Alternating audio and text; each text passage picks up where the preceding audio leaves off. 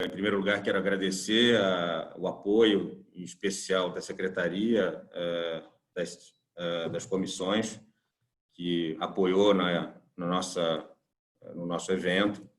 E eu faço isso em nome da Danila, que tem sido uma pessoa onipresente, ela consegue organizar milhares de webinars ao mesmo tempo. Agradeço a presença da Tatiane, que concordou em trazer para a nossa comissão algumas noções de direito tributário, que realmente não é aquilo que, na área com a qual eu milito, que eu tenho uma familiaridade. Quero agradecer a Adriana Pucci, que foi a idealizadora desse projeto e que nos trouxe a ideia de se discutir esse tema tão atual e relevante, não só para aqueles que lidam com a arbitragem no seu dia a dia, mas para toda a advocacia.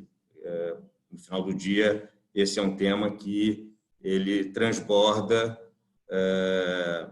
a discussão envolvendo arbitragem. Quero agradecer aos palestrantes, a Júlia Nogueira, Roberto Pasqualin, Roberta Paguetti, Marcelo Escobar, que estão aqui nessa manhã doando um tempo precioso da vida deles para que a gente possa, de uma forma ou de outra, aprender alguma coisa e também distribuir conhecimento, que esse é um dos objetivos principais da Ordem, que é poder levar conhecimento a todos os advogados em todas, não só ao Estado de São Paulo, mas nós temos visto nesses webinars que pessoas do Brasil inteiro acabam ingressando, o que torna a pandemia, se tem um lado positivo, ela democratizou o acesso ao conhecimento e à informação através de tudo isso. Então, para não me alongar mais, já passo a palavra à doutora Tatiane dos Santos, para que ela faça aí as suas colocações. Obrigado.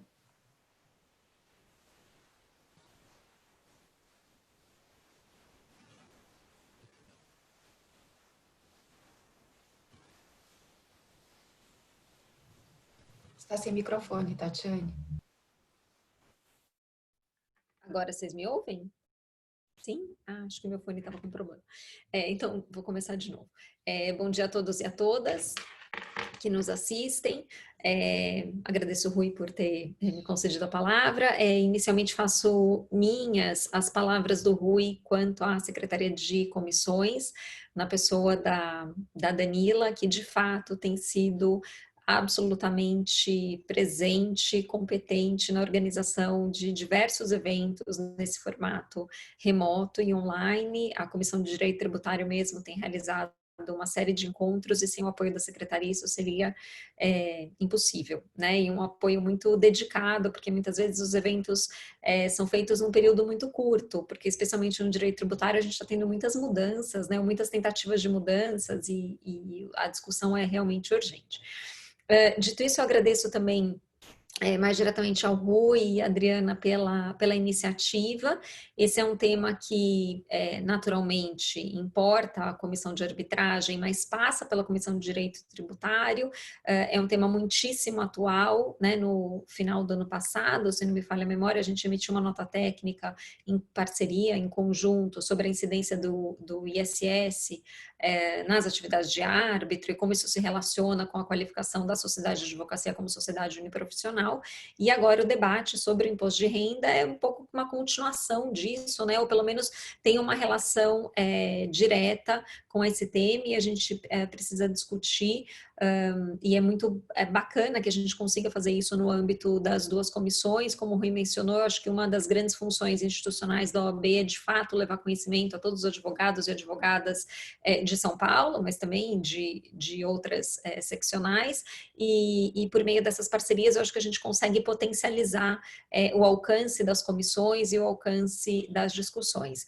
Agradeço naturalmente todos os palestrantes que estão aqui, todos os grandes amigos, em especial a Júlia Nogueira, que faz parte da Comissão de Direito Tributário, que prontamente aceitou o convite para vir aqui discutir essas questões relacionadas ao imposto de renda. Então, sem mais demoras, eu passo a palavra à Adriana Pucci, agradecendo novamente todos os participantes desse webinário. Eu tenho certeza que a gente vai ter uma manhã muito produtiva de debates. Bom dia a todos. Bueno, em primeiro lugar, eu gostaria muito de agradecer a Rui, a Tatiane e as secretarias da OAB pela organização deste evento e também aos palestrantes por terem aceito participar deste importante evento que, como falou Tatiane, vamos a tratar de um tema de muita atualidade. Sem mais delongas, eu queria propor a vocês a forma que vamos a trabalhar nessa manhã. O objetivo deste debate, deste seminário, será tratar do acórdão do CARF do mês de março de 2020, que determinou, que decidiu que a atividade de árbitro deve ser tributada pelo imposto de renda na pessoa física. Esse acórdão está fundamentado em várias disposições e vários entendimentos, que é o que a gente vai a trabalhar nesse seminário. Então, queria explicar para vocês como que nós vamos a desenvolver este trabalho. Primeiramente, a doutora Júlia Nogueira vai fazer uma síntese, uma apresentação sintética de todos os argumentos que constaram deste acórdão. Em seguida, vamos a passar a palavra para a doutora Roberta Pagetti, e que ela vai abordar o voto de qualidade, como funciona no CARF, como funcionava a época da aprovação deste acórdão e como mudou esta interpretação a partir de uma modificação que tivemos, acredito que foi no mês de maio desse ano. Então, Roberta vai explicar como seria esse voto, esse acórdão do mês de março, como seria resolvido agora sob a nova legislação. Em seguida, vamos a passar a palavra para o doutor Marcelo Escobar, que ele vai tratar sobre a interpretação que se está dando ao artigo 129 da conhecida Lei do Bem, que hoje já conta com 7 votos no Supremo Tribunal Federal, onde se está discutindo a constitucionalidade deste artigo, e vai tratar da aplicação desse artigo a este tema. Também Marcelo vai abordar sobre a competência da OAB para definir o que é atividade de advocacia. E, finalmente, vamos a passar a palavra para o Dr. Roberto Pasqualin, que ele vai tratar sobre a possibilidade das entidades de classe ou as associações entrarem como amicus curiae em processos administrativos. E também vai falar desta decisão do Tribunal Regional Federal da Segunda Região, que determinou que as câmaras de arbitragem não têm obrigação de fornecer informações de terceiros à Receita Federal. A gente entende que estes temas que vamos abordar hoje estão compreendidos, todos estes temas estão compreendidos no acórdão do mês de março do CARF. Por isso que vamos a tratá-los com maior profundidade, e também vamos a deixar aberto o debate entre os palestrantes sobre as distintas interpretações que eles tenham sobre estes temas. Também convidamos a todos os participantes a fazerem suas perguntas, suas colocações, e a participar, aunque seja de uma forma indireta, mas participar de alguma forma do debate que teremos hoje pela manhã. Então, passo a palavra para a Júlia Nogueira, agradeço novamente ela ter aceito participar deste seminário, e com você, Júlia, para tratar do acórdão do CARF de 3 de março de 2020. Obrigada.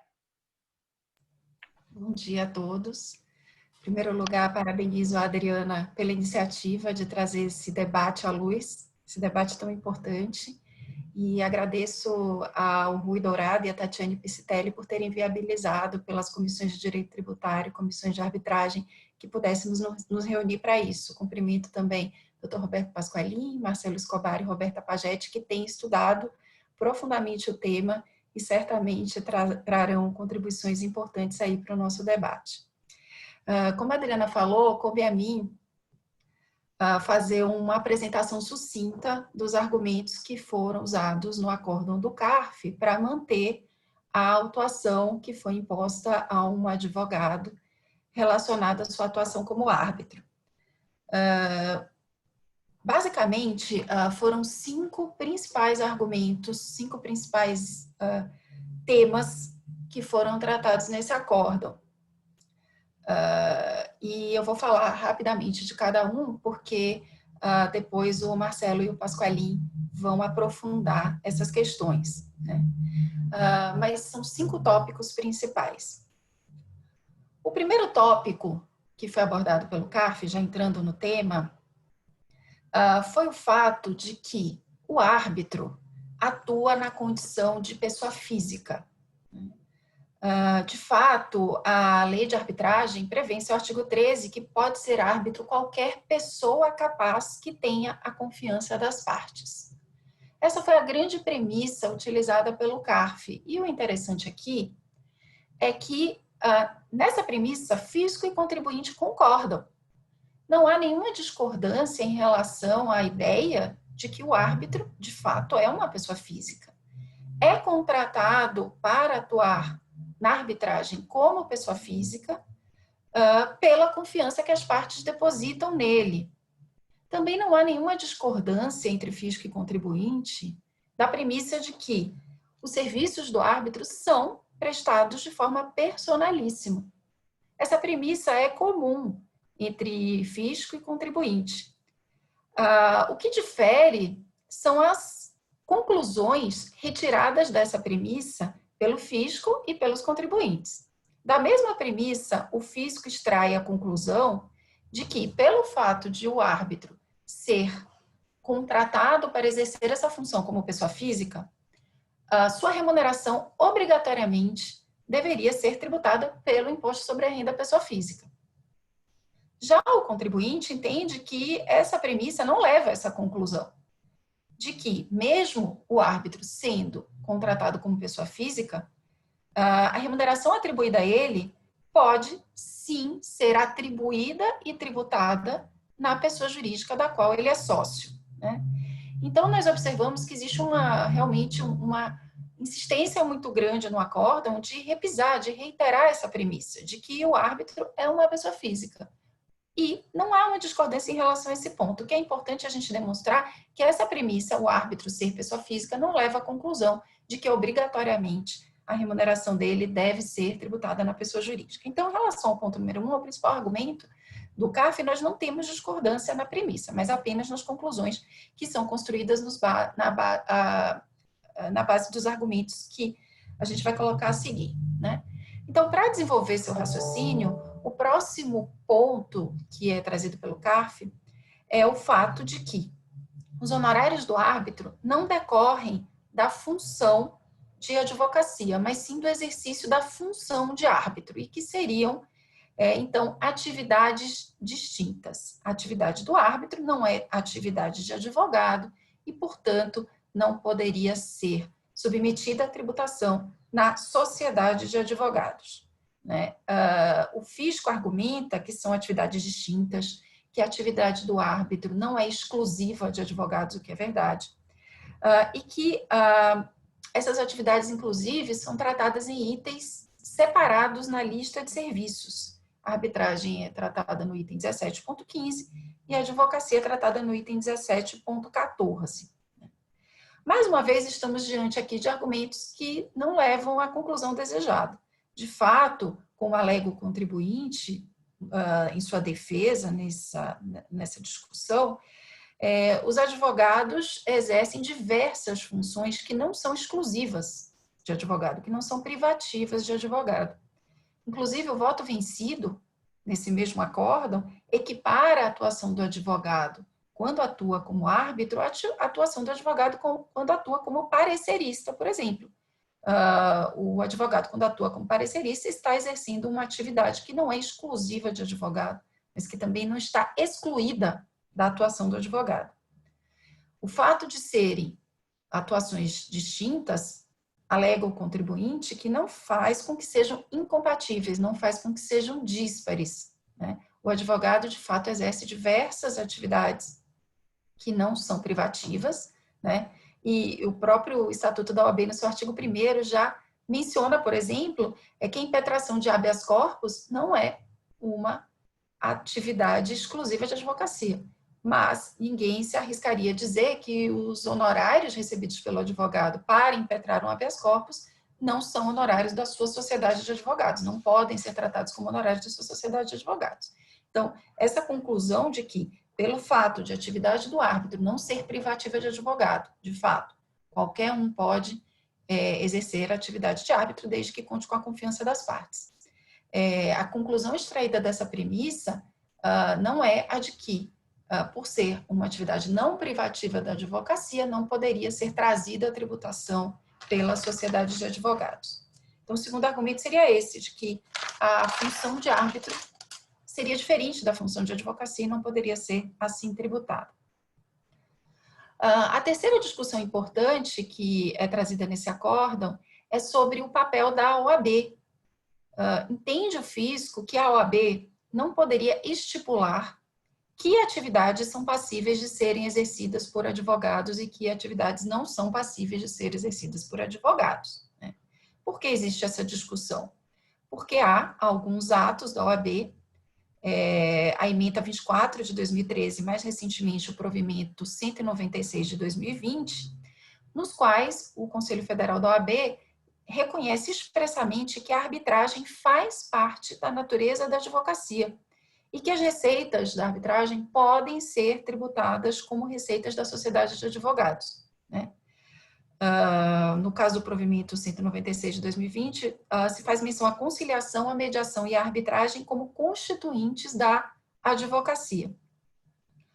O CARF, por sua vez, recusa a sujeição de suas decisões a atos ou provimentos da OAB, né?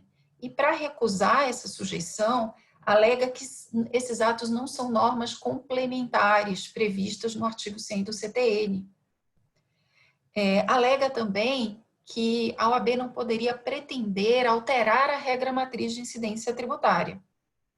O que, a nosso ver, é um argumento equivocado, porque não se trata aqui de pretender alterar a regra matriz de incidência tributária, mas sim de esclarecer que certos rendimentos são fatos geradores de imposto de renda à pessoa jurídica e podem ser tributados pelo imposto sobre a renda à pessoa jurídica, porque compõem a atividade que está sendo tributada naquela pessoa jurídica, resultam da atividade praticada por uma sociedade de advogados, que é a arbitragem.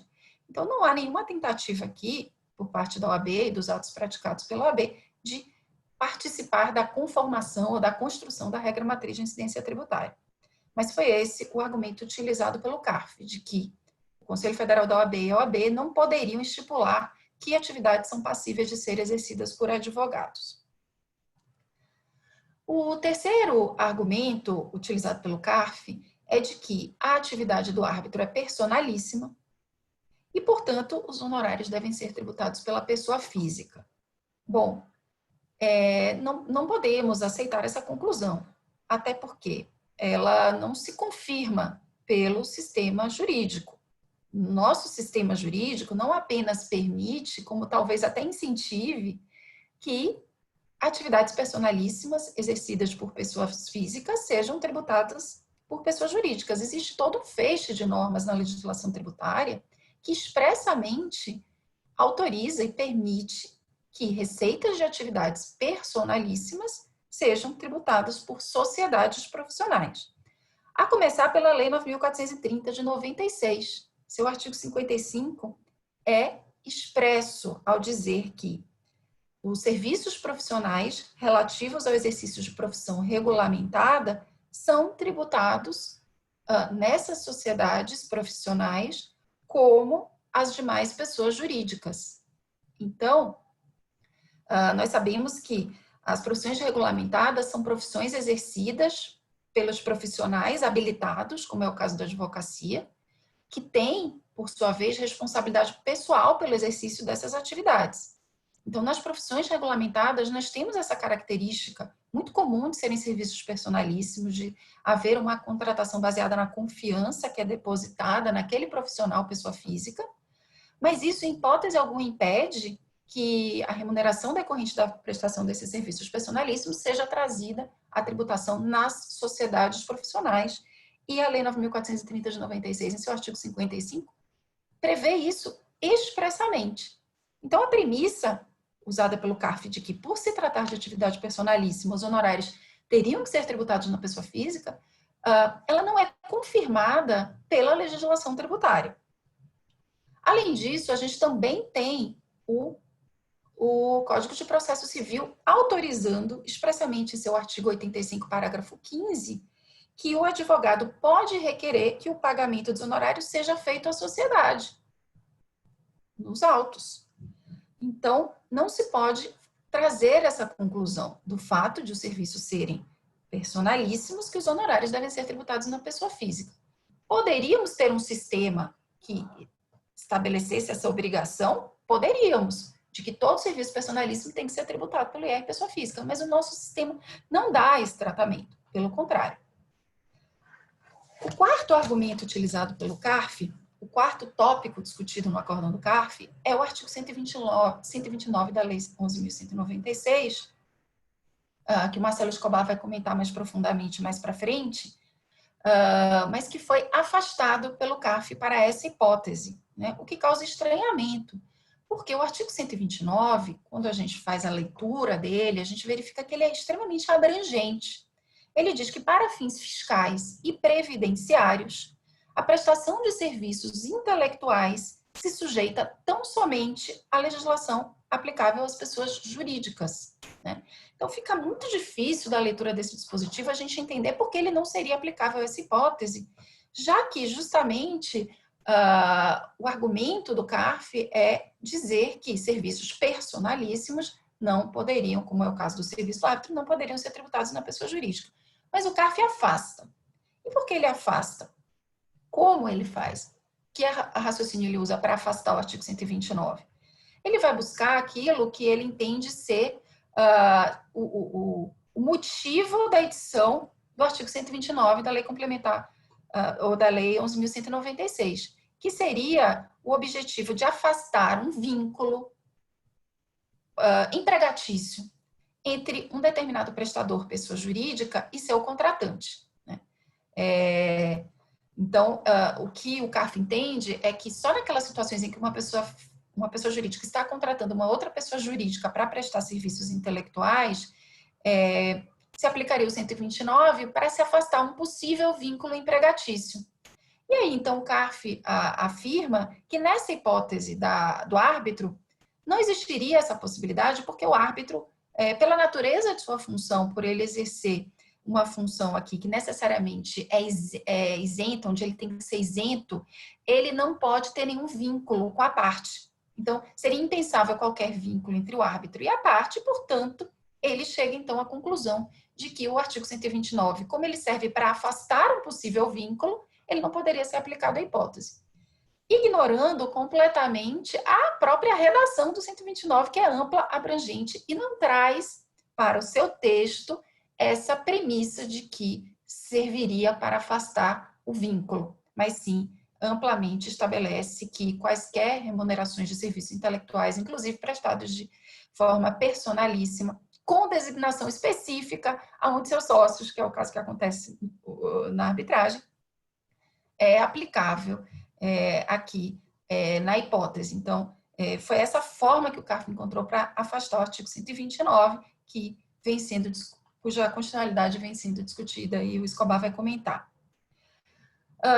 Mais um item que foi discutido pelo CARF, mas acabou sendo afastado, foi a impossibilidade de desconsideração da personalidade jurídica. Esse foi um argumento trazido pelo contribuinte de que, por via transversa, o auto de infração estaria desconsiderando a personalidade jurídica, mas se entendeu aqui que não seria o caso de desconsideração de personalidade jurídica, que não seria necessária a desconsideração da personalidade jurídica para essa autuação e que o fisco poderia simplesmente proceder ao redirecionamento da remuneração que foi levada à tributação da pessoa jurídica para a pessoa física do árbitro, né? Falando em direcionamento, vem aqui agora o último tópico do acórdão, que foi entender que, mesmo tendo havido o direcionamento dessa remuneração da pessoa jurídica para a pessoa física, os tributos pagos pela pessoa jurídica não poderiam ser aproveitados, não poderiam ser abatidos dessa autuação, porque teriam natureza distinta. E ao fazer isso, o CARF vai contra a sua própria jurisprudência, que em diversas situações permite esse aproveitamento quando há o direcionamento de uma remuneração de uma pessoa jurídica para pessoa física ou de uma pessoa física para uma pessoa jurídica. Porque impedir esse aproveitamento, impedir essa compensação, gera até um enriquecimento ilícito por parte do fisco. Você tem a mesma riqueza sendo tributada na pessoa física e na pessoa jurídica, e ainda aqui com um acréscimo de multa e juros, gerando até uma situação que a gente poderia chamar de confisco, né?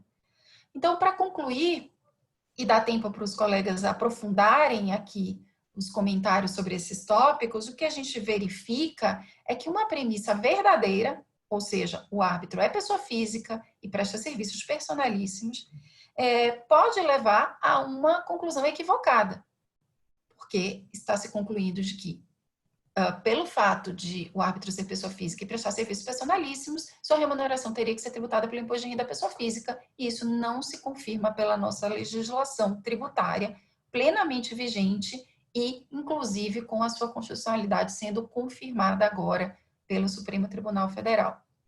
Então, eu agradeço a todos e volto a palavra para a doutora Adriana Pucci. Adriana está sem microfone.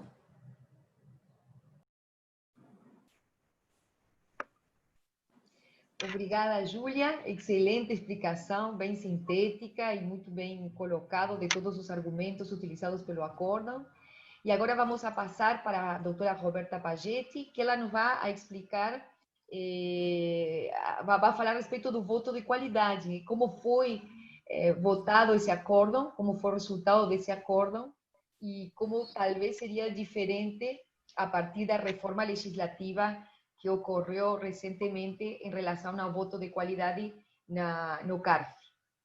Roberta, com você, então. Muito obrigada. Obrigada. Bom, antes de mais nada, eu queria dizer que é uma honra estar aqui com vocês nessa manhã. É um tema que eu acho extremamente relevante, importante. Eu acho que o timing para essa discussão não poderia ser melhor.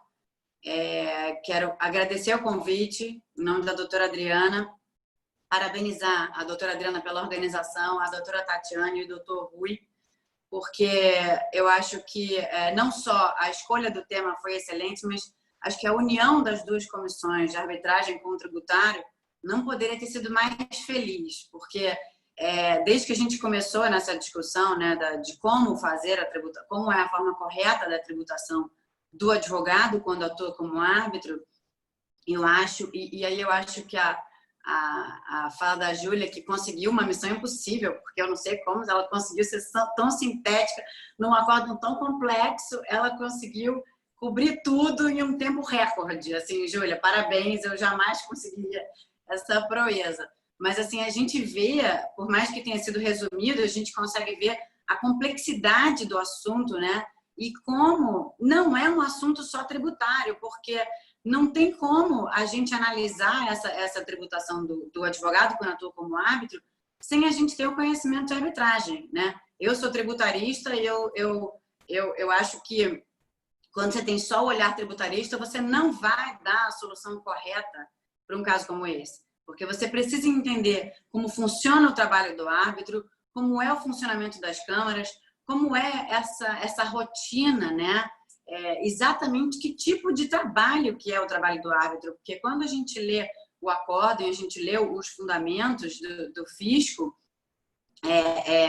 contrários ao contribuinte, a gente vê que falta um pouco esse conhecimento, né? Eles equiparam o árbitro ao juiz, mas não é exatamente a função de juiz que o advogado exerce como árbitro. Então, essa discussão eu acho que é essencial. E quando a gente une as duas comissões, eu acho que a gente vai conseguir, eu acho que essa ideia do debate de hoje é a gente conseguir trazer essas luzes, né? E a gente unir esses esforços para tentar explicar o que é exatamente que a gente está tratando, né? O que é o trabalho do árbitro e por que ele...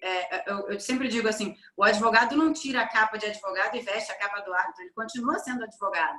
Só que ele... Aquela frase mais clichê, né? O advogado, ele não é árbitro, ele está árbitro num determinado momento, numa determinada arbitragem. Depois, ele continua sendo advogado. Isso é essencial, essa compreensão é essencial para que essa discussão tributária seja saudável e seja desenvolvida de uma forma correta, né? E, então, assim, eu acho que a gente hoje vai ter uma manhã super produtiva e eu acho ótimo. Parabéns a todos e aos participantes, né? Júlia, o Marcelo e o doutor Roberto Pasqualini. Bom, o meu tema, como a doutora Adriana já disse, não é exatamente da questão de mérito tributária, porque a Júlia já abordou todos os pontos principais, né, da questão tributária, onde que está a discussão. E aí, pegando o gancho desse julgado que a gente já tem do CARF, a ideia de falar aqui dessa questão processual que eu vou tratar é sobre o voto de qualidade, que é um outro assunto que também está aí super em voga, né? Porque teve uma alteração recentíssima que eu vou tratar aqui. E por que ele é importante nesse caso específico? Porque esse caso foi resolvido através do voto de qualidade. O que é isso, né? O que aconteceu? O CARF, como a maior parte já deve saber, é um órgão paritário. O que é um órgão paritário? É um órgão que é composto por metade dos representantes nas turmas são representantes do fisco, que são auditores fiscais da Receita Federal, e a outra metade é de representantes dos contribuintes, que são indicados pelas confederações. Isso significa, essa é a grande, vamos dizer assim, a grande magia do CARF, né? É que as decisões do CARF, elas são tomadas da forma mais justa possível, porque você tem as duas visões, né? Eu não digo nem os dois lados, porque não é verdadeiro que sejam os dois lados, porque não existe voto de bancada, né? Os representantes do fisco não votam para o fisco, só porque são representantes do fisco, e nem os do contribuinte votam pró-contribuinte, porque são representantes dos contribuintes. Mas essa formação, né, de dois lados, vamos dizer assim, ela é essencial para o CARF ter discussões altamente técnicas e muito saudáveis sobre a solução de uma determinada controvérsia em matéria tributária. E o que acontece? Como o CARF é um órgão paritário e as turmas são compostas por um número par de julgadores, né? Hoje em dia são 8 julgadores, precisa existir um critério de desempate quando a votação fica 4 pelo sim e 4 pelo não, né? Sendo bem simplista. E qual é o critério de desempate que o legislador escolheu? É o voto de qualidade. O que é o voto de qualidade? É o voto duplo, né? O presidente da turma tem o voto de qualidade. Isso significa que o voto dele vai ser o voto de desempate, né? O voto de Minerva. E qual é a peculiaridade disso no CARF especificamente? É que todos os presidentes de turma do CARF são representantes do fisco. Então, isso significa que o desempate no CARF, ele é sempre feito por um representante do fisco. O que não significa que o desempate vai ser sempre pró-fisco. E a gente tem que ser justo, porque muitas vezes o voto do representante do fisco, que é o presidente da turma, ele é pró-contribuinte. Então, a gente tem uns números aqui de uma pesquisa recente que de 2017 a 2019, 7% dos julgados do CARF foram decididos por voto de qualidade, que é um percentual baixo, né? 7%. Só que desses 7% que foram decididos por voto de qualidade, 71% deles foram pró-fisco. Então, a gente vê que, na prática, o desempate acaba sendo muito mais pró-fisco do que pró-contribuinte. E aí, o que isso implica? Isso implica que vai contra uma determinação expressa do CTN, que está no artigo 112 do CTN, que diz que, basicamente, em caso de dúvida quanto à interpretação da lei tributária, ela tem que ser resolvida pró-contribuinte e não pró-fisco. E o que a gente vê na prática é que o uso do voto de qualidade ao longo do tempo, ele se mostra muito mais indúbio pró-fisco do que indúbio pró-contribuinte, né? E foi isso que aconteceu nesse acórdão que a Júlia destrinchou agora, né? Houve empate ali entre os julgadores, pró e contra o contribuinte, e ele foi decidido pelo voto de qualidade, quer dizer, o voto do presidente que teve esse desempate. Se tivesse prevalecido o entendimento pró-contribuinte, teria sido decidido que a tributação do rendimento do árbitro poderia se dar através da sociedade de advogados, né, que é o que o contribuinte defende. Mas, por uma feliz ou infeliz coincidência, não sei, de timing, né, esse acórdão, o julgamento se deu em 3 de março de 2020. E, em 14 de abril de 2020, foi promulgada a Lei 13.988, que trouxe, na verdade, ela é a conversão da medida provisória que trouxe a transação em matéria tributária. Na medida provisória, essa previsão não estava, ela foi incluída durante a tramitação no Congresso, e ela trouxe uma alteração legislativa, que ela inclui o artigo 19E, a Lei 10.522, e ela estabelece que, eu vou até ler aqui, diz o seguinte, artigo 19E, em caso de empate no julgamento do processo administrativo de determinação e exigência do crédito tributário, não se aplica o voto de qualidade a que se refere o parágrafo 9º do artigo 25 do Decreto 7235, resolvendo-se favoravelmente ao contribuinte. Então, quer dizer, no fundo, essa é a aplicação do indúbio pró-contribuinte. Quer dizer, em caso de dúvida, o desempate vai ser favorável ao contribuinte. Isso não é, só para ficar claro aqui, isso não foi uma novidade que inventaram durante a tramitação da MP, que resolveram criar uma novidade. Essa questão já vem sendo discutida há muitos anos, existiam já diversos projetos de lei sobre o assunto, os contribuintes sempre brigaram por isso, já existiam ações judiciais, a DIN anterior da OAB, discutindo o voto de qualidade, né, pedindo pela inconstitucionalidade do voto de qualidade, e esse foi um momento propício para essa inovação ser trazida, especialmente porque qual é a ideia, né? A ideia é você reduzir litigiosidade, você simplificar as discussões, né? Então, veio no bojo da lei de transação, veio essa novidade. Essa novidade chegou um mês depois exatamente desse julgamento, então significa que se o julgamento tivesse acontecido um mês e meio depois, né, pós 14 de abril, o destino do contribuinte teria sido outro, né? Teria sido que ele teria saído vencedor para ser reconhecida a tributação na sociedade de advogados e não na pessoa física. O que essa alteração legislativa implica na prática, nesse caso, né?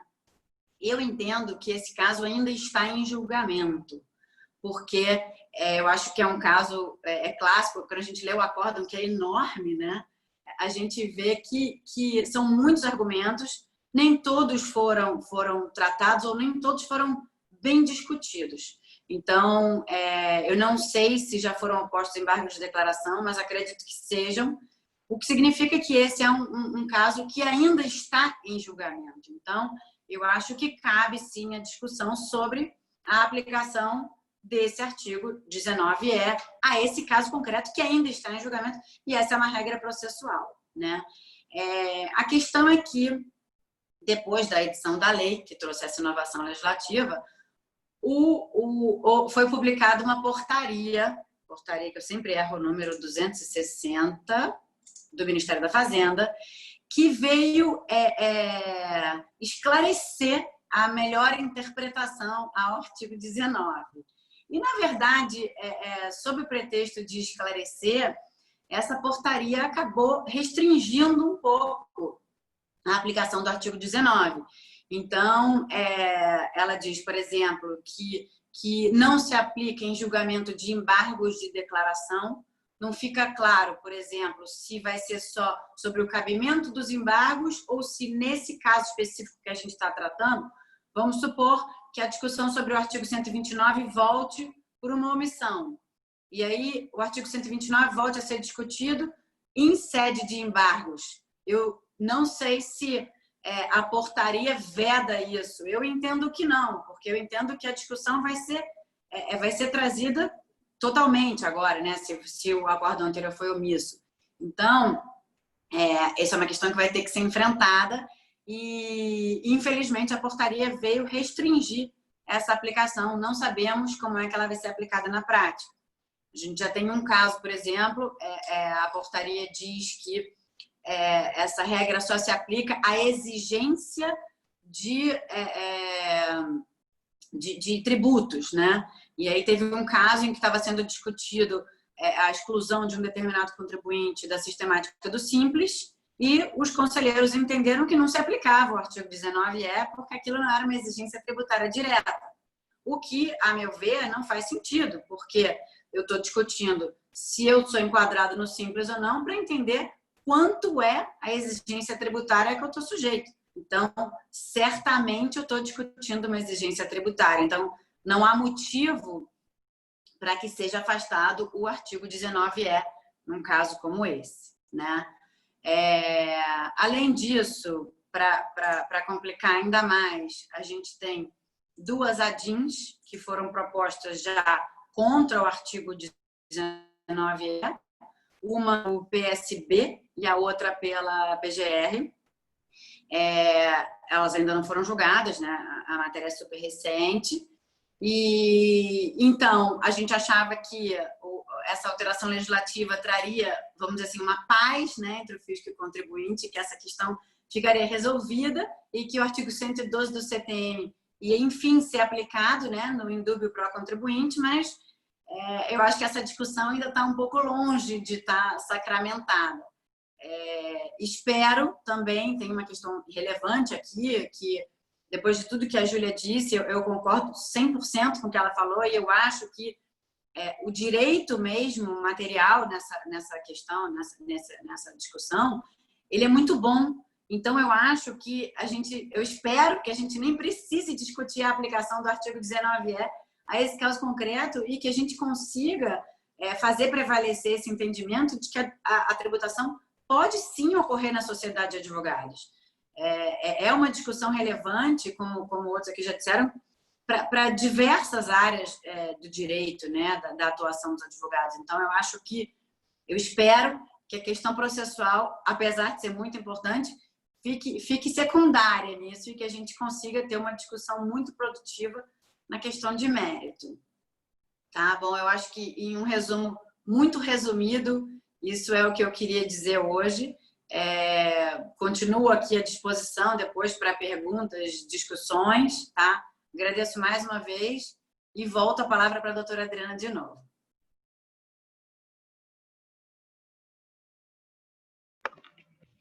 Muito obrigada, excelente, Roberta, muito obrigada, realmente, Júlia, Roberta, muito obrigada, muito claras as exposições de vocês, muito objetivas, e estamos aprendendo muito com vocês.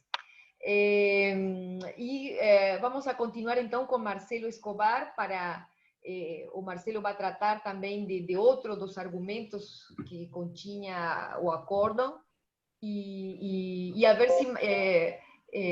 mas coincidindo, só queria ressaltar que coincido com a posição de Roberta e também da Júlia, mas sobretudo que talvez não seja um tema processual, este tema é de mérito mesmo, é decir, não precisamos insistir em temas de processual e sim esclarecer bem, como falou Júlia no começo, em que consiste a atividade do advogado quando é árbitro, já com a questão de mérito possa ser resolvido.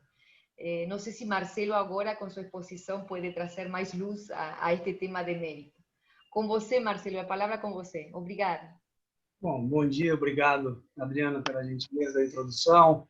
Antes de começar, preciso agradecer muito, não por retórica, o Rui Dourado e a Tatiane Piscitelli, né, que faço em nome das comissões de Direito Tributário e de Arbitragem da OAB de São Paulo, bem como a idealização e a coordenação aqui da Adriana Pucci. Eu quero destacar, como já fez a professora Tatiane, né, o apoio irrestrito que a OAB de São Paulo e a Federal, mas a OAB de São Paulo em especial, bem como das suas comissões de Direito Tributário e Arbitragem, vem dando para esses casos de tributação envolvendo os árbitros, não só do imposto de renda, como também do ISS, destacando o que ela já destacou, né, não só os eventos, mas uma nota técnica conjunta que foi elaborada pelas duas comissões. Então, feito esses registros iniciais, agradecendo mais uma vez a gentileza do convite, a estrutura, faço também o mesmo ressalva inicial feito pela Roberta, que depois da exposição da Júlia, chamou minha atenção realmente o poder de síntese dela e a forma como ela conseguiu endereçar todas as questões aqui. E eu, pensando, né, eu me lembrei um pouco daquele dramaturgo alemão conhecido por suas apresentações em Paris, com a companhia de teatro dele, a Berliner Ensemble, Bertolt Brecht, que ele disse lá na década de 50, né, que tempos são esses em que temos que justificar o óbvio. E essa dificuldade de justificar o óbvio, na parte que me coube de explicar que a atividade de advogado faz parte de atividade da advocacia, inicialmente parece simples e me remeteu mais uma vez à sensação que eu tive na primeira aula de Direito, lá em 1994, onde o professor entrou na sala e perguntou: bom, tudo bem, bem-vindos, o que é Direito? E ficou um tema extremamente complexo que eu, particularmente, só comecei a conseguir pretender responder depois de muito tempo, em 2013, quando fazia o crédito Direito e Sistema do professor Tércio, onde ele aprofunda demasiadamente. Enfim, e é algo muito semelhante o que acontece aqui em relação à atividade do árbitro e atividade da advocacia.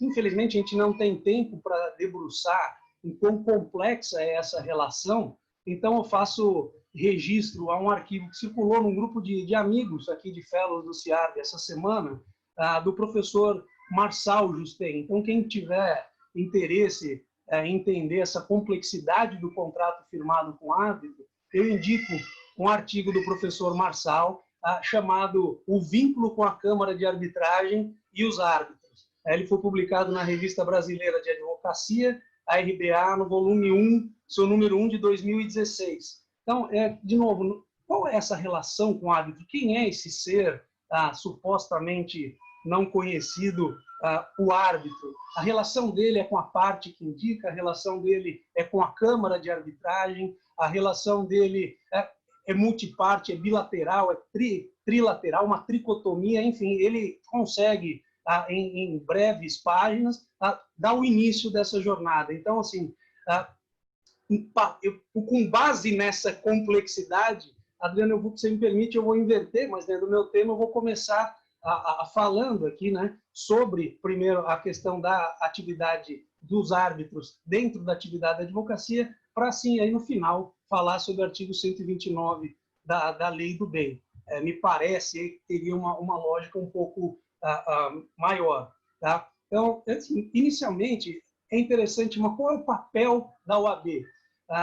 Em que pese todas as discussões, chama atenção para um julgado de 2006, por parte do Supremo, na ADI 2522, dígito 8 do Distrito Federal, relatoria do ministro Eros Grau, onde se reconheceu que ela faz a defesa dos direitos e interesses coletivos e individuais de toda a categoria, basicamente exercendo uma função tradicionalmente desempenhada pelos sindicatos.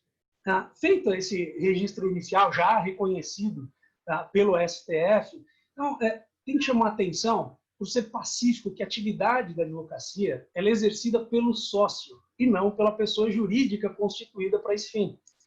Se a gente partir dessa premissa, toda vez que um advogado ligado ao escritório de advocacia, devidamente constituído e registrado, exerce atividade de advocacia, este resultado vai ser vertido para a sociedade de advogados por observância ao objeto social. E a mais-valia, o lucro, distribuído aos sócios, no termo do contrato social. Há uma previsão inicial, analisando toda a questão de forma sistêmica, no artigo 133 da Constituição, de onde a gente retira a indispensabilidade do advogado na administração da justiça. Então, daí começa a se conceituar o que é atividade de advocacia. E ela se considera, ela é formada tanto pela atividade judicial, prevista aí no artigo 1º, no inciso 1 do Estatuto da OAB, quanto na atividade de consultoria e assessoria, já no inciso 2 do mesmo diploma. Então, um parêntese muito breve, como é que te delineia o que é o Instituto da Arbitragem? Eu trago um conceito aqui retirado do livro do professor Carmona como um meio alternativo de solução de controvérsias através da intervenção de uma ou mais pessoas que recebem seus poderes de uma convenção privada, decidindo com base nela, sem intervenção estatal, sendo a decisão destinada a assumir a mesma eficácia da sentença judicial. Então, a arbitragem, e aí também o papel dos árbitros, ele vai muito além do que simplesmente só decidir o conflito. Perfeito? E é interessante também a gente chamar a atenção que, apesar de não constar expressamente no Estatuto da OAB uma menção expressa às atividades de arbitragem, vale recordar que esse estatuto ele foi publicado em 94, ao passo que a lei de arbitragem data de 1996. E essa constatação temporal, ela não obstaculiza de forma alguma a alocação das atuações de advogados nos procedimentos arbitrais, nas previsões, e quando eu digo nos procedimentos arbitrais, eu digo no âmbito da lei brasileira de arbitragem, ou seja, tanto desempenhando a função de árbitro, quanto do advogado na arbitragem, né? Dessas previsões contidas que já mencionei há pouco no artigo 1º do Estatuto da OAB. Uma vez que nos procedimentos arbitrais, também não dá tempo de se aprofundar, mas a doutrina entende que ele tem uma natureza mista, uma vez que tem o seu caráter tanto contratual quanto jurisdicional. E, mais uma vez, fazendo menção ao artigo 1º do Estatuto da OAB, ele não lista todas as atividades da advocacia, optando por fazer apenas aquelas que são privativas, sendo que os serviços jurídicos que compõem o exercício da advocacia, sem dúvida alguma, são muito mais abrangentes.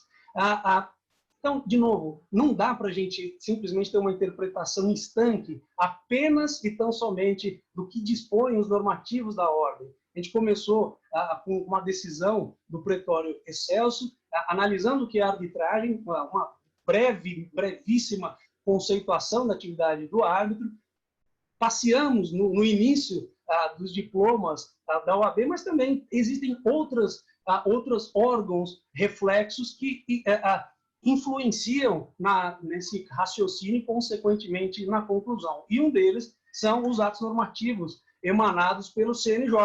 E, em especial, eu chamo aqui a atenção para a Resolução 75, de maio de 2019, porque ela traz uma previsão curiosíssima, né? Porque ela fala sobre os concursos públicos e diz que, para ingresso na carreira da magistratura, em todos os ramos do Poder Judiciário Natural, isso está previsto nos seus artigos 58 e 59, precisamente no parágrafo 1º do 58, a linha I, e o inciso 5 do artigo 59, essa resolução considerou expressamente como atividade jurídica passível de comprovação de prática profissional dos candidatos ao ingresso da magistratura o exercício da atividade de mediação ou de arbitragem. Então, veja, temos a lei de arbitragem, o Estatuto da Ordem, a decisão do Supremo. Em 2009, vem essa resolução do CNJ, e não tardou, né, a OAB atenta, que o Conselho Federal corroborasse, né, na integralidade essas questões que a gente discute aqui agora,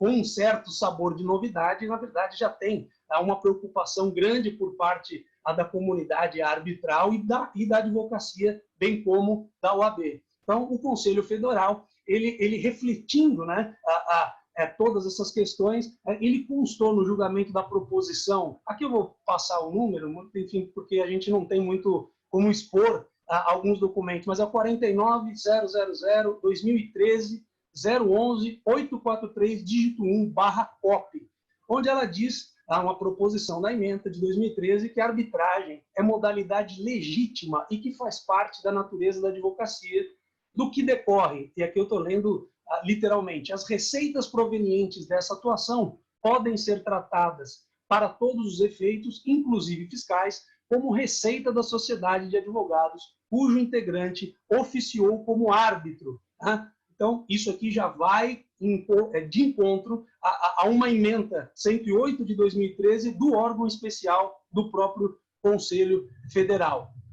Isso veio em 2013 e, de novo, na ementa ela fala claramente que é modalidade legítima e que faz parte da natureza da advocacia a arbitragem.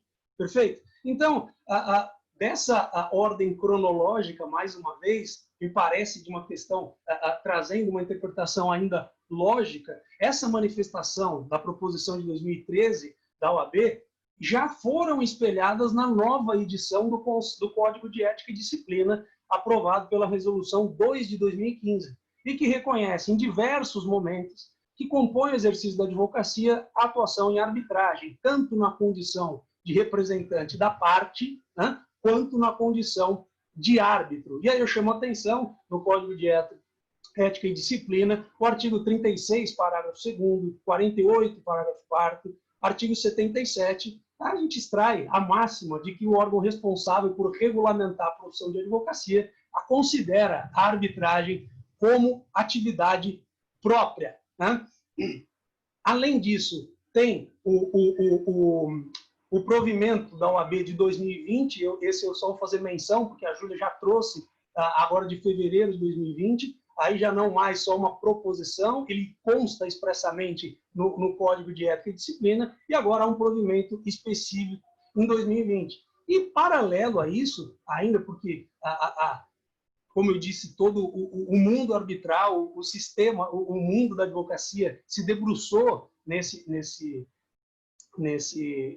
tema, circulou também, a pedido, inclusive, salvo engano, aqui das comissões da OAB, um parecer, né, em favor da Comissão de Arbitragem da OAB de São Paulo, na lavra do Dr. José Roberto Manesco e do Dr. Hendrik Pinheiro, já datado de agosto de 2019, no que se refere ao ISS, tem um acórdão dissonante, ou seja, em favor dos contribuintes em São Paulo, proferido pela segunda Câmara Julgadora do CMT de São Paulo, datado de julho de 19, algumas sentenças do Judiciário paulista e, mais uma vez, faço menção à nota técnica, né, conjunta da Comissão Especial de Arbitragem e a Comissão Especial de Direito Tributário da OAB, essa datada de 2019. Então, dessa forma, senhores, de uma extremamente rápida, eu espero ter sintetizado a parte da OAB. E aqui, encerrando muito rapidamente, faço também menção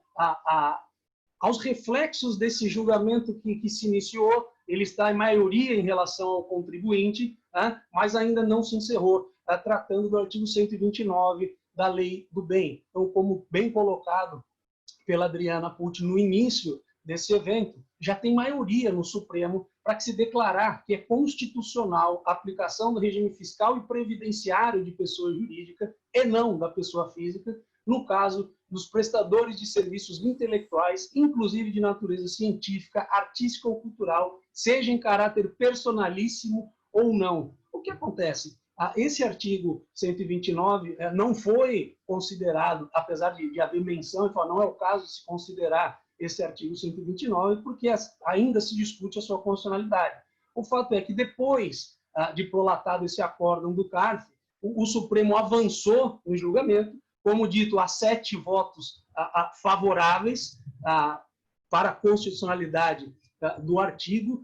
Quem votou de forma favorável foi a ministra Carmen Lúcia, o Alexandre Moraes, Edson Fachin, Lewandowski, Gilmar Mendes, Celso de Mello e o Luiz Fux, julgou pela improcedência do pedido da ADC os ministros Marco Aurélio e Rosa Weber, e o julgamento que foi já em sessão virtual, ele foi interrompido pelo pedido de vista do ministro Dias Toffoli, foi o último a votar, ele declarou suspeito, e teve a declaração de suspeição do ministro Roberto Barroso. Evidente que a gente tem que mencionar, tem que comemorar, mas também fazer a ressalva de que o julgamento não se encerrou, pode haver alguma reviravolta, mas sem dúvida alguma, como dito, e aqui encerrando já a minha participação, já praticamente devolvendo a palavra para a Adriana,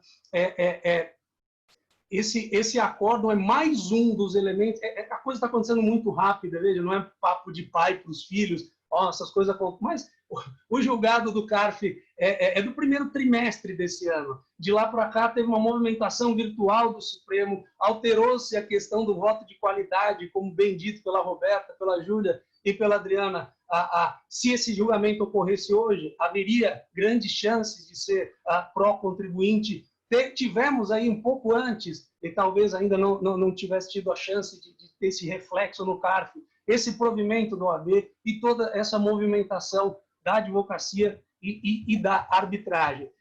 Pessoal, mais uma vez, encerrando aqui, eu agradeço a gentileza do convite, espero ter contribuído à altura e encerro aqui com mais uma citação de um especial que eu gosto muito, porque ele frequentou, não sabia isso, depois estudando a sua biografia, frequentou um filósofo que frequentou as rodas boêmias e cultas da Paris do século XVIII, ele foi membro de tribunal provincial da França e foi também um crítico severo e irônico da monarquia absolutista.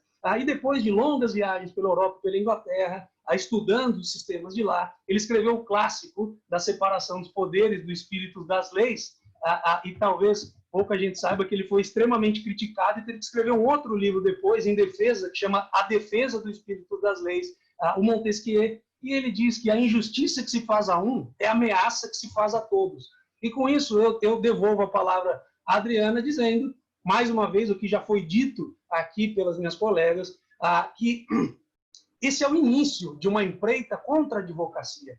Sem dúvida alguma, o primeiro soldado aí a tomar um tiro foi e está sendo a arbitragem, mas, como dito, não é atividade privativa da advocacia, senhores e senhoras, a atividade administrativa, fazer impugnações a licitações, não há necessidade de ser firmado por um advogado. Da mesma maneira, os pareceres, como foram mencionados, e a defesa no contencioso administrativo tributário. Então, aqueles que acham que esse é um problema da arbitragem, eu chamo a atenção dos senhores, dos escritórios que atuam, em muitos, em processo administrativo tributário, que evidentemente não é um problema hoje de vocês, mas assim como essa colocação do Montesquieu, se não dermos as mãos e entendermos como um problema da advocacia, depois vai ser tarde para reclamar. Muito obrigado. Devolvo a palavra para a doutora Adriana, agradecendo mais uma vez a gentileza do convite. Bom dia a todos. Muito obrigada, Marcelo. Excelente exposição também. Muito obrigada por sua clareza e por toda a informação fresca que você trouxe para nós. Acho que depois vamos a ter um debate muito interessante. Eu não queria interromper agora. Vou passar a palavra para o Dr. Roberto Pasqualin, mas eu já tenho algumas perguntas para fazer para Marcelo, para Júlia, Roberta. A gente depois inicia um debate. Mas vamos a fechar primeiro as exposições e depois iniciamos um breve debate aqui. Agora passo a palavra para o Dr. Roberto Pasqualin, que vai falar sobre... Eram dois temas também, a ausência de obrigação das câmaras de arbitragem de fornecer informação de terceiros à Receita Federal, com base na decisão do Tribunal Regional Federal, e também sobre a possibilidade de associações de classe participar como amicus curiae em processos administrativos, que também foi um tema que foi levantado no acórdão do CARF que estamos analisando. Muito obrigada, Roberto. A palavra é com você. Bom, obrigado, Adriana. Obrigado a vocês todos. Eu reitero os agradecimentos pela escolha do tema, pela participação conjunta das duas comissões da OAB São Paulo, de arbitragem e de tributário. Essa é uma questão que realmente interessa às duas áreas do direito, o direito arbitral e o direito tributário. E essa junção das duas comissões é um fenômeno que destaca essa união, vamos dizer assim, dos arbitralistas e dos tributaristas. E eu quero só destacar que cada vez mais se fala no Brasil, como já se falou no exterior, da junção do direito arbitral com o direito tributário na discussão de matérias tributárias por um contencioso privado arbitral.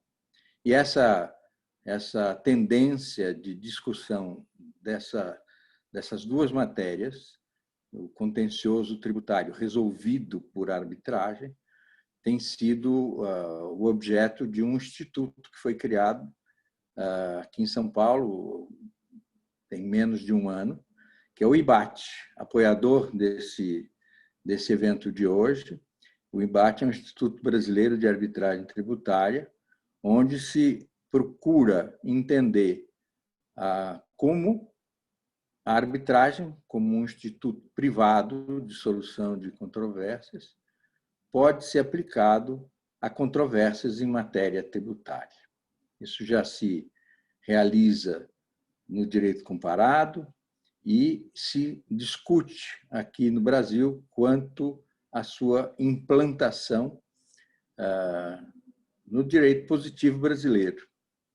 E já há propostas, não é objeto dessa nossa reunião de hoje, mas já há propostas tramitando no Legislativo brasileiro, implantando a arbitragem tributária para a solução de questões em matéria do direito tributário, da cobrança de impostos. Então, a junção tanto da Comissão de Arbitragem da OAB São Paulo quanto a Comissão Tributária da OAB São Paulo vem reforçar essa tendência que está se desenvolvendo no Brasil e da qual nasceu, né, a ideia de constituição desse Instituto Brasileiro de Arbitragem Tributária, o IBAT. Nós estamos falando aqui hoje desse caso em que o CARF decidiu em favor da Receita Federal, da Fazenda da União, em relação a uma questão que já foi bastante colocada pela Júlia, pela Roberta e pelo Marcelo, de poder o árbitro ser tributado através de sua sociedade, da sua pessoa jurídica, ou dever ser tributado pessoalmente quando atua como árbitro e recebe remuneração pessoal que possa transferir para a sua sociedade de advocacia. A questão de mérito já foi desenvolvida, a questão processual, a Roberta também já abordou amplamente na discussão do voto de qualidade. A decisão do CARF foi uma decisão por empate dos 4 conselheiros indicados pela Fazenda e 4 conselheiros indicados pelos contribuintes. E, nessa situação, como ela mesma já explanou a nós, o voto de qualidade é decisivo. E o voto de qualidade, nesse caso, foi em favor da Fazenda e não em favor do contribuinte. Agora, temos essa modificação da legislação invertendo, né? O que já se discutia desde muito tempo, que, em caso de dúvida na aplicação da legislação tributária e um empate, né, num órgão paritário como esse do CARF, de técnicos em tributação, é uma evidência da dúvida. Em caso de dúvida, a decisão deveria ser em favor do contribuinte. Essa é a mudança que foi implantada no Brasil muito recentemente, e que ainda pode, já se falou disso hoje, ser aplicada numa eventual continuação do julgamento dessa matéria, nesse caso concreto que nós estamos discutindo hoje. A mim coube tratar de dois aspectos dessa situação toda. Um cabe a participação de organizações, associações, órgãos de representação da sociedade participarem dessa discussão, como o Amicus Curiae, que é um instituto que se aplica no direito processual civil, que é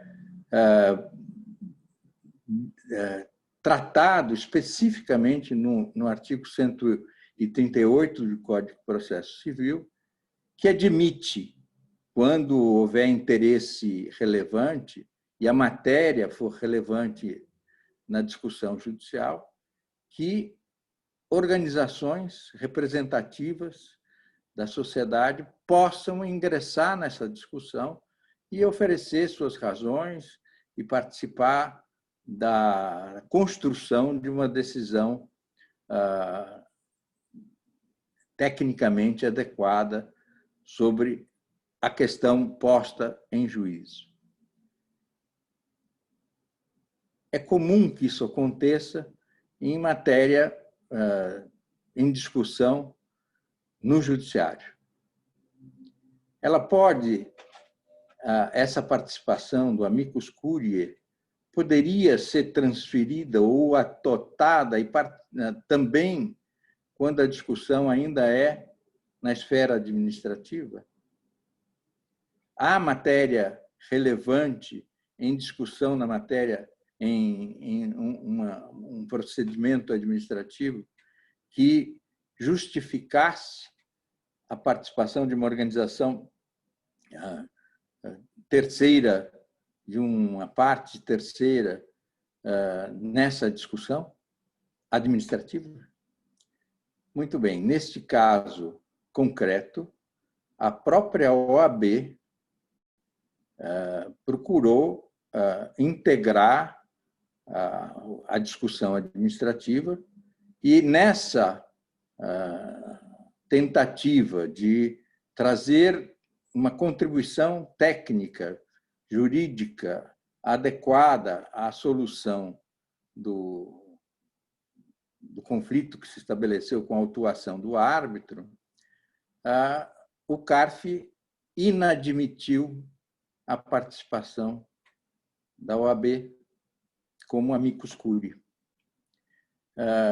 Essa questão é uma questão que não envolve o mérito da própria autuação do árbitro, que não envolve o mérito do cabimento da tributação exclusiva do árbitro com pessoa física, ao invés da tributação daquela receita, daquela renda, dentro da sua sociedade de advocacia. Muito bem. Essa questão não é uma questão de mérito. A participação da OAB, no entanto, não foi admitida pelo CARF. E não foi admitida porque, na decisão do próprio CARF sobre a participação da OAB, afastou o Amicus Curiae no processo administrativo, porque não é previsto, não está admitido pela legislação do procedimento administrativo. Muito bem. Quando se fala que a legislação do procedimento administrativo não aceita a participação de um terceiro como amicus curiae para contribuir com a discussão do mérito, ela, na verdade, a legislação do processo administrativo não trata desse assunto, não trata dessa participação do terceiro. E há uma norma do artigo 15 do próprio Código de Processo Civil dizendo que, quando o procedimento administrativo não trate de um assunto que é tratado pelo Código de Processo Civil, o Código de Processo Civil se aplica ao procedimento administrativo. Então, não é uma questão de ausência de regra na legislação do procedimento administrativo que impede, e nesse caso, especialmente, não impede a participação de um terceiro interessado, representante da sociedade, como amicus curiae na discussão da questão de mérito colocada nesse procedimento administrativo. O próprio Código de Processo Civil, então, a possibilidade de intervenção de um terceiro como amicus curiae no procedimento administrativo está prevista expressamente também no artigo 15 do Código de Processo Civil. Nesse caso, ainda em andamento, e a relevância da matéria que está sendo discutida no mérito da tributação do árbitro, como pessoa física, como a atuação como advogado, integrante de uma sociedade de advocacia, essa tributação dever ser exclusivamente na pessoa física pela atuação personalíssima da função de árbitro. Isso já foi colocado muito amplamente e com muita qualidade pela Júlia, pela Roberta, também pelo Marcelo. Eu não vou me estender na questão de mérito. A questão é: pode uma associação, uma entidade como a OAB, uma associação como se fosse possível também como o IBAT, integrar essa discussão? E como a questão da discussão, no caso concreto, ainda não está encerrada, essa participação poderia se dar agora, daqui para frente? Nossa resposta é positiva nessa discussão e tem o fundamento jurídico no artigo 15 do Código de Processo Civil. Então, a ausência de regra na legislação do processo administrativo não é impedimento, como o próprio CARF entendeu ao OAB pedir a sua integração no caso concreto que nós estamos discutindo aqui. É uma possibilidade, e essa possibilidade, a nosso ver, ainda está aberta. O outro tema que foi atribuído à minha apresentação era quanto à possibilidade da Receita Federal solicitar informações sobre remuneração de árbitros às câmaras de arbitragem. Isso aconteceu por volta de 2013. A Receita Federal intimou diversas câmaras de arbitragem a que fornecessem informações sobre a remuneração dos árbitros. Obviamente, esse foi o início dessa colocação que levou a essa autuação nesse nosso caso concreto que estamos discutindo hoje. As câmaras de arbitragem, na época, da primeira solicitação da Receita Federal, se negaram a fornecer essas informações por duas razões, eu diria, fundamentais. Uma, que o artigo 197 do Código Tributário Nacional, que admite a solicitação pela Receita Federal, pelos órgãos de fiscalização tributária, de informações de terceiros, o artigo 197 lista quais esses terceiros estariam obrigados a prestar essas informações. E, obviamente, essa lista é uma lista limitada a esses órgãos. Já houve decisão judicial muito recente, essa que a Adriana se referiu logo de início, e essa decisão indicou que as câmaras de arbitragem não estariam obrigadas a prestar essas informações. Quando as câmaras de arbitragem se insurgiram contra essa solicitação, essa insurgência veio por conta da não obrigatoriedade de prestar informações à Receita Federal sobre o que os árbitros estariam recebendo de honorários nas arbitragens que eles atuassem. Muito bem. Mas não só essa não obrigação de prestar essas informações, porque o Código Tributário Nacional, no artigo 197, limita a quem está obrigado a isso. No parágrafo único desse artigo 197, há uma disposição também indicando que, quando a parte solicitada a prestar informações está obrigada ao sigilo, porque determinadas profissões, determinadas atividades, determinadas pessoas estão, por lei ou por normas específicas, obrigadas ao sigilo, elas não podem prestar as informações porque estariam infringindo essa obrigação de sigilo. Então, essa é o segundo aspecto, a segunda faceta dessa insurgência das câmaras de arbitragem. Por que isso? Porque os regulamentos das câmaras,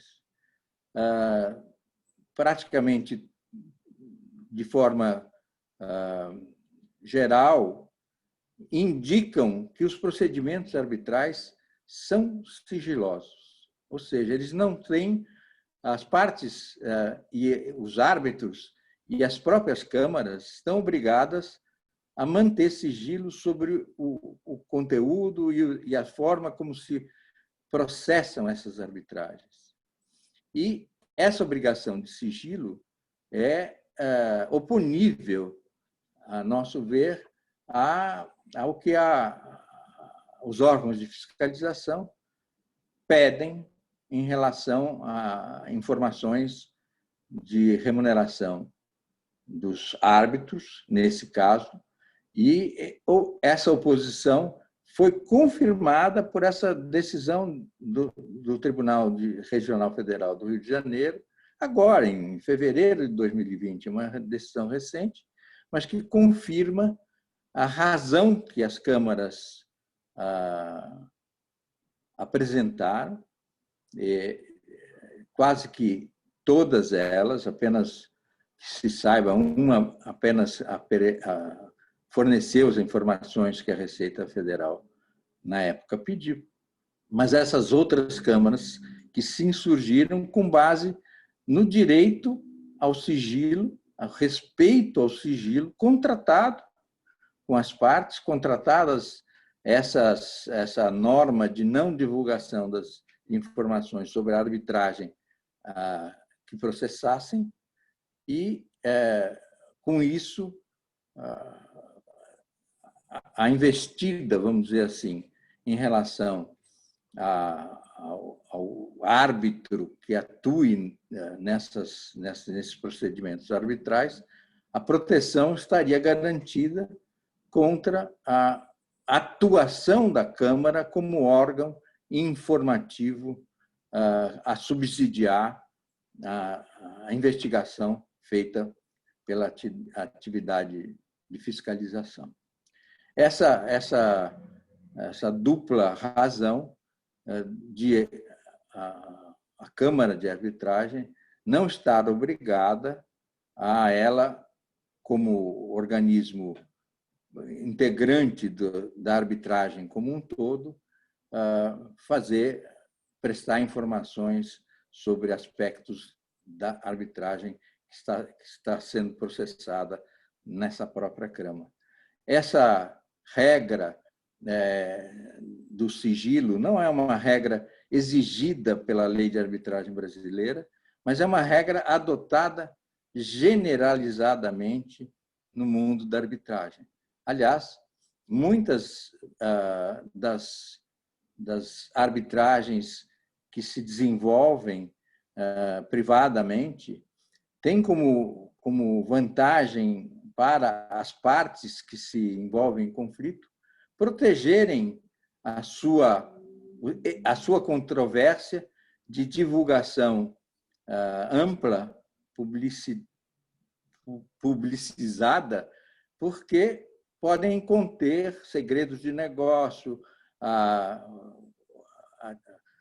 direitos protegidos pela exclusividade, enfim, matérias que não poderiam ou não deveriam ser tornadas públicas. E o sigilo da arbitragem protege não só as partes que se envolvem num determinado litígio, como protege a arbitragem como um todo, o Instituto da Arbitragem Privada como um todo. Obviamente, quando se trate de arbitragem que envolva a administração pública, a própria lei de arbitragem, reformada em 2015, deixa muito claro que as regras de sigilo não se aplicam, de confidencialidade, não se aplicam quando uma parte na arbitragem é a administração pública. Essa regra foi, muito recentemente, passou a constar como um dos enunciados da Justiça Federal em relação a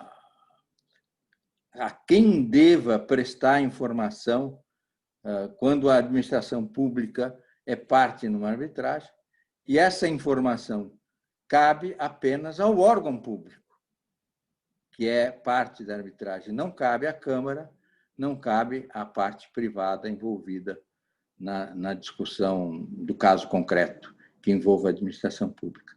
Então, essas são as considerações, Adriana, que me pareceram relacionadas a um aspecto marginal ao mérito da discussão nesse auto de infração, um aspecto processual, a participação de uma organização terceira como amicus curiae na discussão do mérito, e o aspecto da obrigação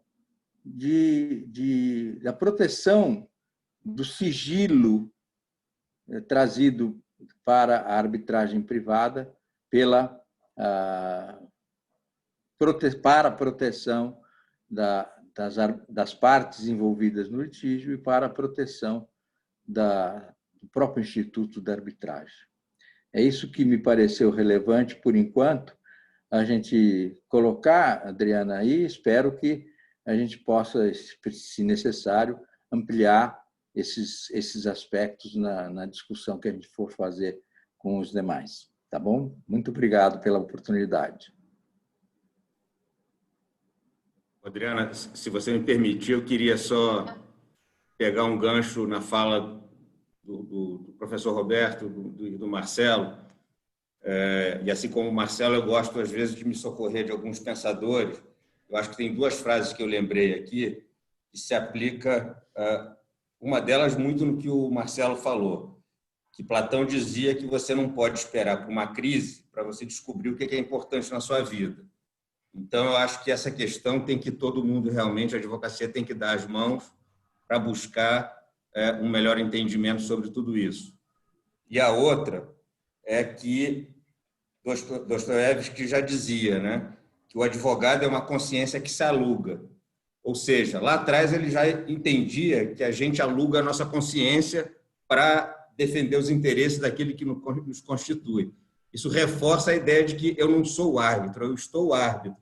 Então, vai ao encontro do que vocês falaram aí. Enfim, era só essa a minha breve intervenção aqui. Muito obrigada, Rui, e obrigada a todos pelas excelentes apresentações, realmente muito esclarecedora. E eu queria retomar até um pouco pelo que falou Marcelo e também Júlia mencionou. Eu queria fazer duas perguntas, e também vou envolver um pouquinho a Roberta e a Roberto. A primeira é, falando o óbvio, como falou Marcelo, não é? Então, eu não entendo, não poderiam existir sociedades de advogados, porque o cliente, quando procura um advogado, procura a pessoa, né? Não procura a sociedade. Sabe? Pode ser que as grandes bancas procurem a sociedade de advogados, mas a pessoa, o exercício da advocacia é personalíssimo, não somente o exercício do árbitro. O exercício da medicina é personalíssimo. Ou seja, me parece que a gente vai no médico, a gente procura esse profissional, não é? Um médico, procuramos esse advogado. Por mais que realmente nos últimos tempos, o surgimento das grandes bancas de advocacia, mas mesmo assim, a mim me parece que o exercício da advocacia é um trabalho personalíssimo. Não sei vocês que opinam sobre isso. Sim, é o que o Escobar falou, às vezes a gente tem que explicar o óbvio, né? Estamos tratando aqui de atividades personalíssimas que o nosso sistema permite que sejam tributadas em sociedades. Então, o argumento de que uma sociedade, de que uma atividade, por ser personalíssima, não pode ser tributada numa sociedade, não se confirma pela legislação tributária. A legislação tributária permite expressamente que o resultado de atividades personalíssimas seja atribuído às sociedades das quais esses profissionais fazem parte, né? E aí, então, não poderia ser usado para afastar essa possibilidade de tributação, mas está sendo, né? Poderíamos ter um sistema que não permitisse a tributação na pessoa jurídica de remuneração decorrente de atividades personalíssimas. Esse seria um sistema possível, mas não é o nosso. Não foi o caminho eleito pelo nosso sistema tributário, que permite e incentiva essa forma de tributação nas sociedades. Sim, Marcelo. Não, você foi um ponto fulcral da questão, tanto que eu comecei dizendo que é pacífico que a atividade da advocacia ela é exercida pelo sócio e não pela pessoa jurídica constituída. Tá? E indo já para o final da minha fala, de ser interesse de toda a comunidade de advogados, isso não começou com a advocacia. Tá? Principalmente no ISS, foi uma briga que começou justamente, como você disse, com médicos, engenheiros, contadores, e todo mundo tratou como cliente. Então, o problema dos clientes, vamos defendê-los. O que acontece agora com o imposto de renda, que ataca-se o árbitro advogado, né? A gente tem todo esse arcabouço da OAB, que outras profissões não têm tanta regulamentação e tanta representação, mas o problema é o mesmo. Então, se reflete também, claro que ressalvado as questões pertinentes da OAB que nós ponderamos aqui, mas ao árbitro contador, ao árbitro engenheiro, é um problema, como eu coloquei, não só da arbitragem, mas com a sua fala agora, amplo, não só da advocacia, mas também da arbitragem, como um todo, não a arbitragem desenvolvida por árbitros advogados. Você está respondendo uma pergunta que foi colocada aqui pela Beatriz Rosa Escobar. Ela pediu que falássemos sobre os árbitros não advogados. Acho que você respondeu. Porque, sabe, eu queria adicionar o seguinte, quando a gente fala de pessoa jurídica, não é uma sociedade comercial, é uma sociedade de profissionais, é um tipo de sociedade específico. Não sei se podemos ir por esse caminho, não é? Marcelo? Sem dúvida, o caminho... Adriana,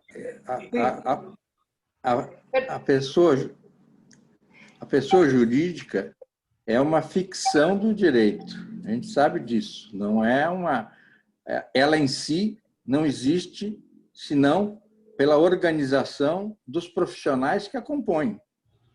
No caso da prestação de serviços, sejam de contadores, sejam de engenheiros, sejam de arquitetos, sejam de advogados, sejam de médicos, todos eles atuam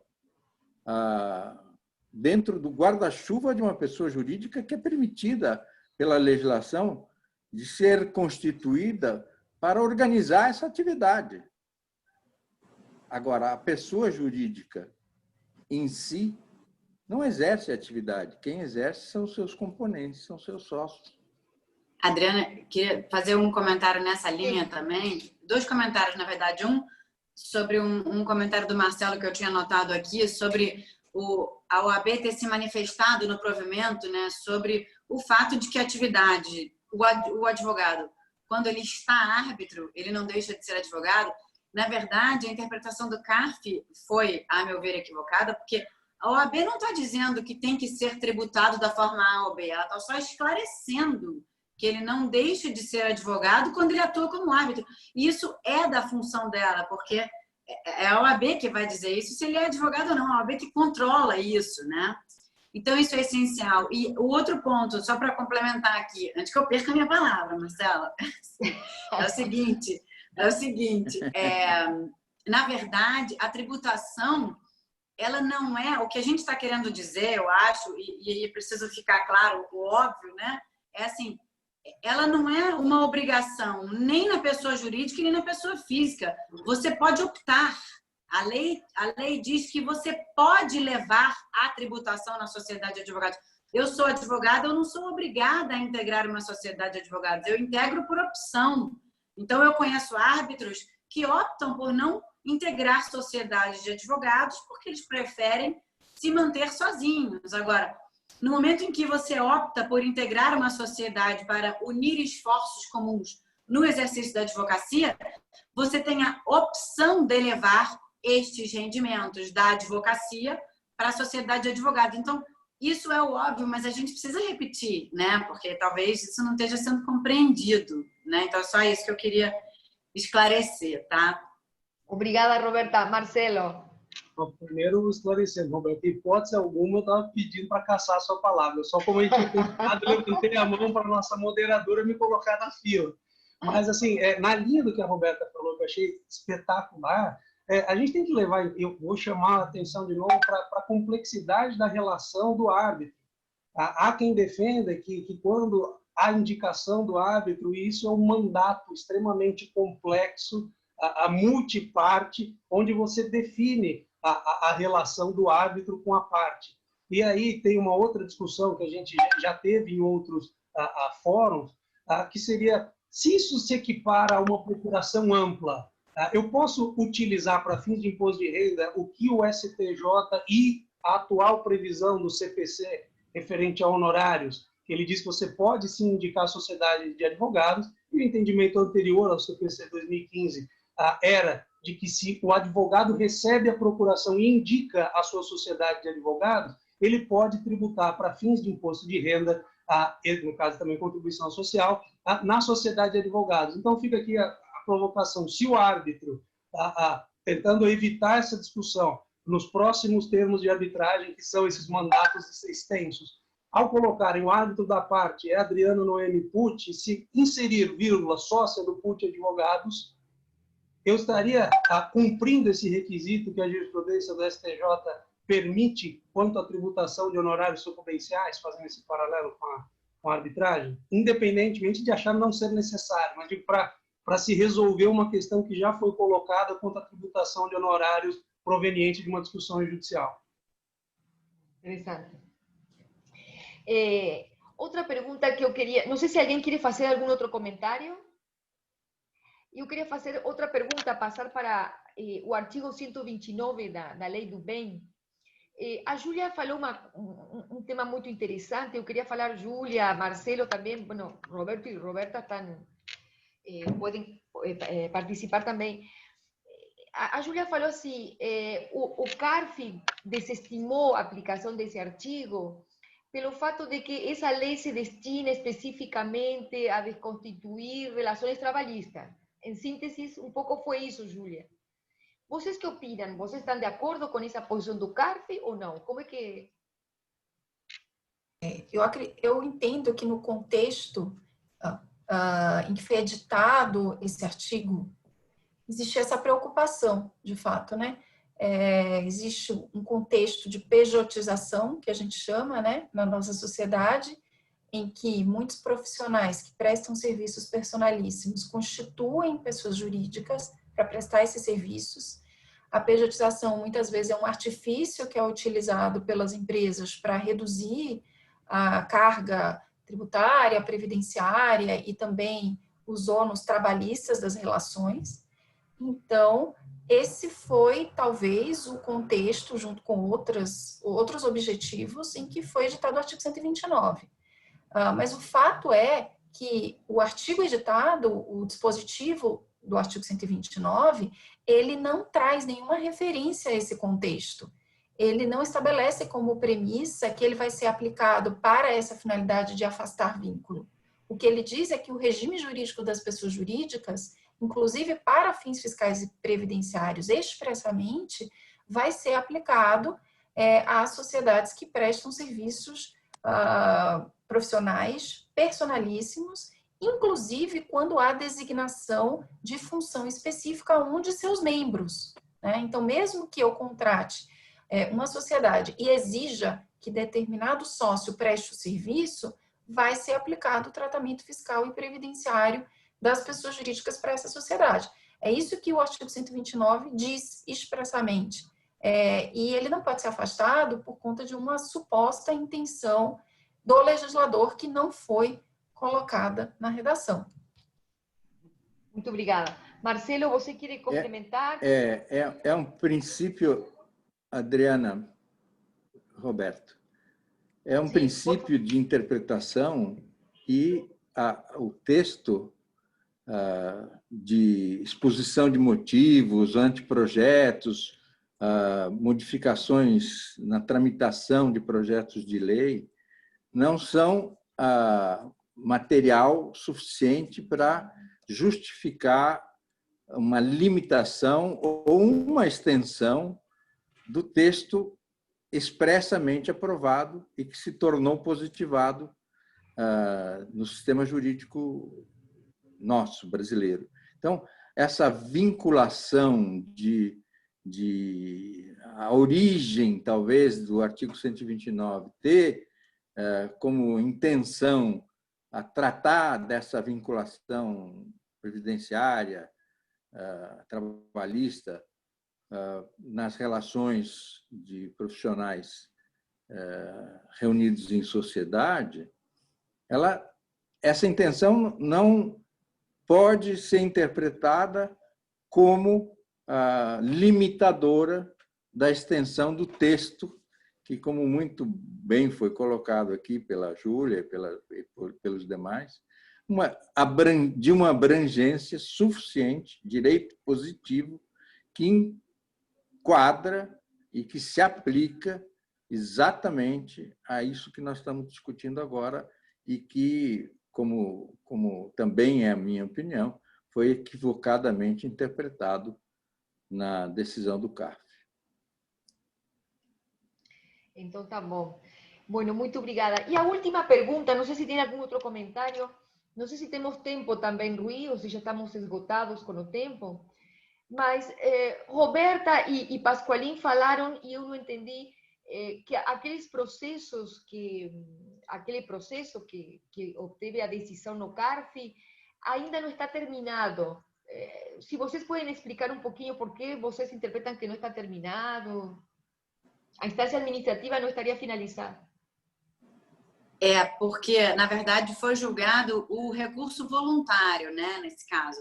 E aí cabem embargos de declaração, e que possivelmente serão apostos, acredito que sim. E enquanto os embargos não forem julgados, esse julgamento ainda não terminou.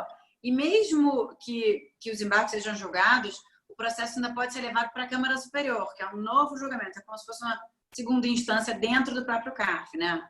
Então, esse processo ainda não está definitivamente julgado em âmbito administrativo. Perfeito. Roberto, perfeito. Obrigada. Roberto, você é exatamente isso que a Roberta colocou.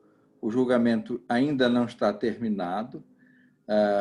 Dentro daquilo que eu estava colocando mais cedo, ainda permite a intervenção de um terceiro, se um terceiro, como a OAB ou o IBAT ou qualquer outra organização, quisesse ingressar como amicus curiae, mas o procedimento final desse auto de infração, desse julgamento, ainda não terminou.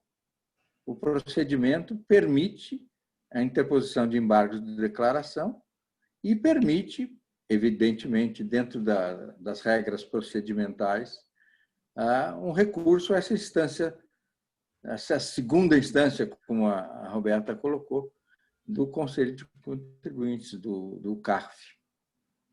Então, é possível que o processo ainda tenha modificação. E é possível, como se falou antes aqui, que se aplique também a nova disciplina legal do voto de qualidade. E reiterando, e é possível que seja admitida a OAB ou outra entidade como amicus curiae também. Ou pelo menos pleitear isso. Não? Então tá bom. Bom, eu não sei se vocês têm outra pergunta, se estamos no tempo. As perguntas que temos do público,